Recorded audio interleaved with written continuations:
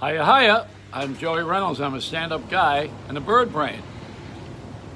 Well, there's a reason for everything. One of the things I did today was I went to Whole Foods. This is what you get for $100. One bag with the National Enquirer at the checkout counter. Well, if you're rich, you can get away with anything. One of the DuPonts murdered someone. Remember that? He's not in jail. I think Mayor Bloomberg, he had a third term that he paid for in New York City as mayor. No problem. You're only supposed to have 2 terms, but he had too much money to turn him down. And good ideas. Trump, rich guy. The guy running for office. Schultz from Starbucks, is that his name? Rich guy. Is there anybody poor that ever has these big jobs that you get where you get servants and a lot of money? Can a poor person? What happened to Abe Lincoln? I thought he was born in a log cabin. I think it's been said that Donald Trump used to play with blocks when he was a kid. 51st Street, 52nd Street, 53rd Street. See, Trump was never, ever had his father's approval. And he's taking it out on us for the rest of our lives.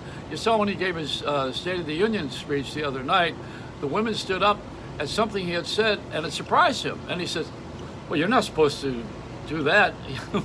So he's calculated and strategic, and he didn't realize that there are some things that people do agree with him on. And as soon as he got that acceptance, he softened his speech.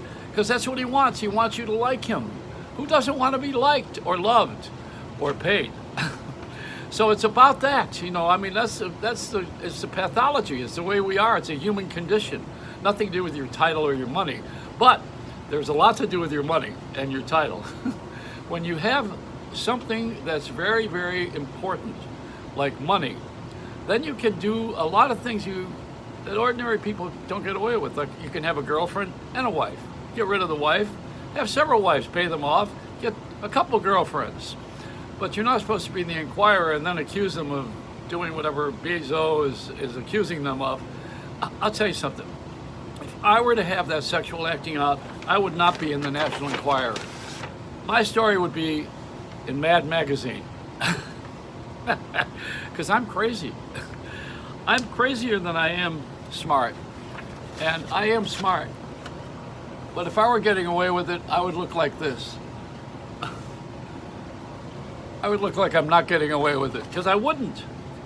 And I want to salute the Grammys this week with Alicia Keys. I hope she's able to get away from talking Ebonics and gets back into a regular language called English. Honestly, I love her. She's great. I've seen her a lot of times.